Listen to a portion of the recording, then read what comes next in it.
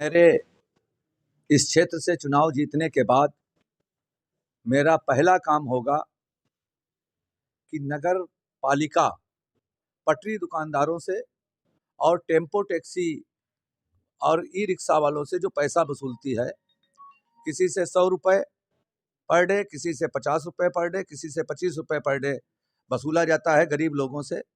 मेरे चुनाव जीतने के बाद 3 दिन के अंदर मैं ये कार्रवाई करूँगा कि यहाँ की जो ये वसूली होती है नगर पालिका की, ये सख्ती से बंद करा दूंगा।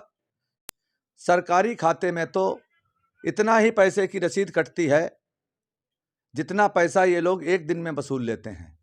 इसका चुनाव नजदीक आ गया है, कैसे देख रहे हैं इस बार के चुनाव को? इस बार के चुनाव में समाजवादी पार्टी की प्रचंड लहर चल रही है और पूरे जनपद ही नहीं, पूरे प्रदेश में ये स्थिति है। अगर हरदोई की बात करें, यहाँ से आप हैं, लगभग काफी गर्मा गर्मी चल रही है यहाँ से, तो अपने प्रतिद्वंदी किसको मानते हैं? प्रतिद्वंदी कोई नहीं है। जो सामने चुनाव लड़ रहे हैं वो 42 वर्षों से लगातार यहाँ पे उनके परिवार का कब्जा है।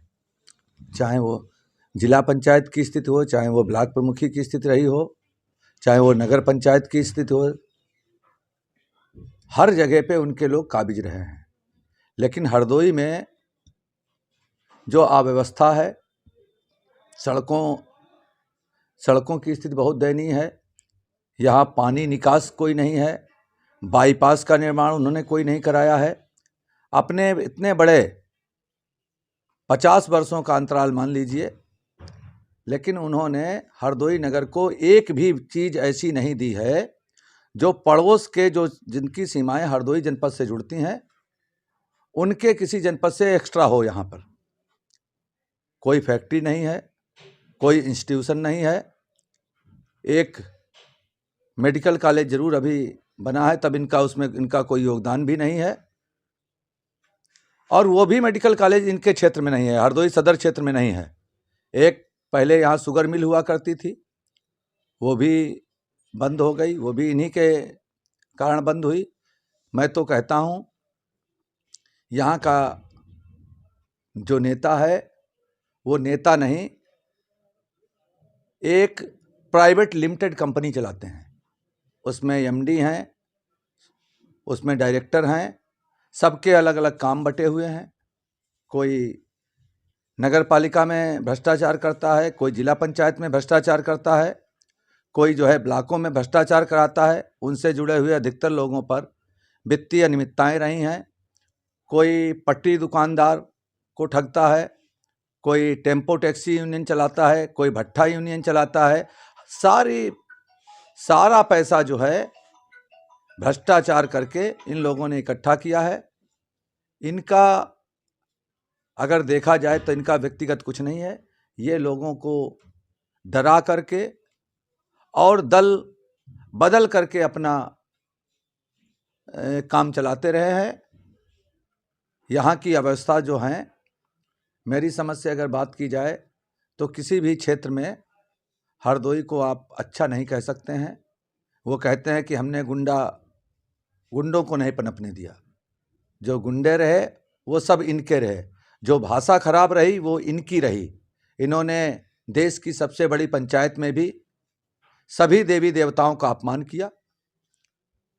मेरी समझ से जो इन्होंने बात कही है उनका खामियाजा इस बार इस क्षेत्र की जनता उनको देने जा रही है। हरदोई सदर की अगर बात करें तो सबसे मुख्य समस्या क्या है यहाँ की? जाम की समस्या है। चौराहों पे आधा घंटे, एक घंटे जाम लग जाती है। जल निकास की समस्या है। बाईपास यहाँ होना चाहिए। यहाँ पर कोई इंस्टीट्यूशन अच्छा नहीं है। यहाँ पर अगर देखा जाए तो मेरी समझ से समस्याओं का बहुत बड़ा अंबार है। जो अधिकारी यहाँ आता है वो अधिकारी भी उनके रंग ढंग में बस जाता है। वो भ्रष्टाचार कराते हैं, वो करने लगते हैं।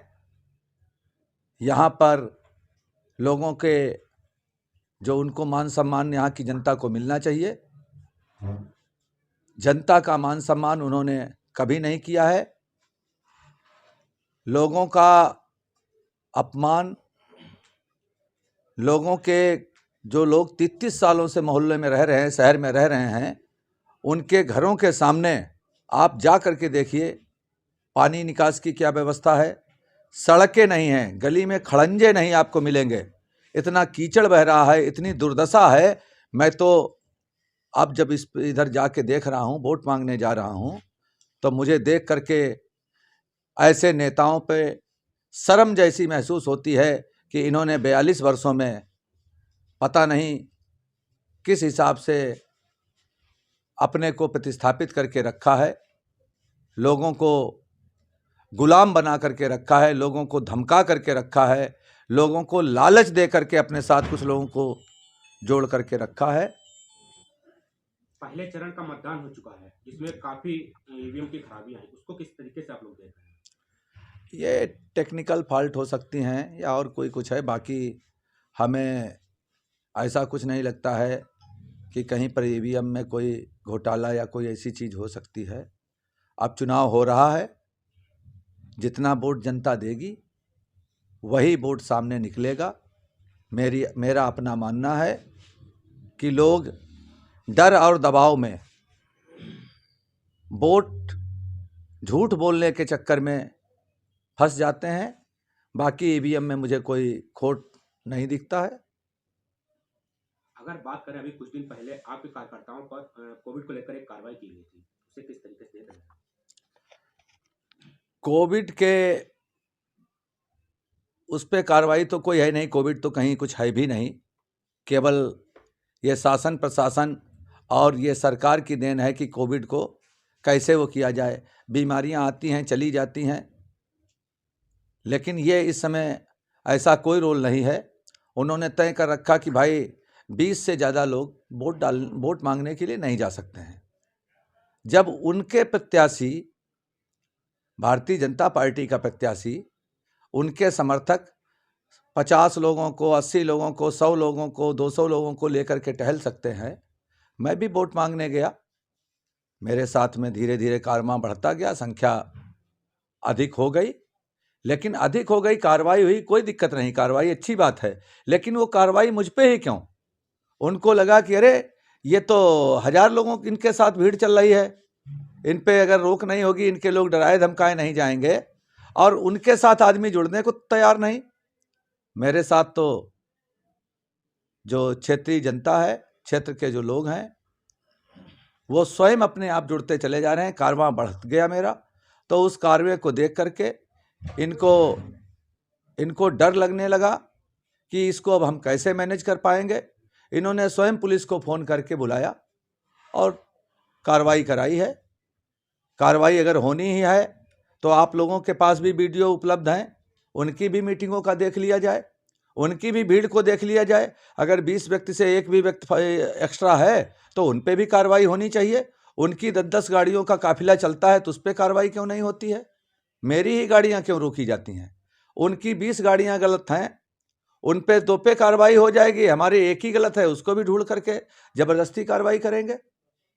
जो नहीं होना चाहिए वो भी वो कराने का प्रयास कर रहे हैं। आने वाला समय जो है, ज्यों-ज्यों चुनाव नज़दीक आएगा, इन नेताजी का मानसिक संतुलन वो बिगड़ जाएगा।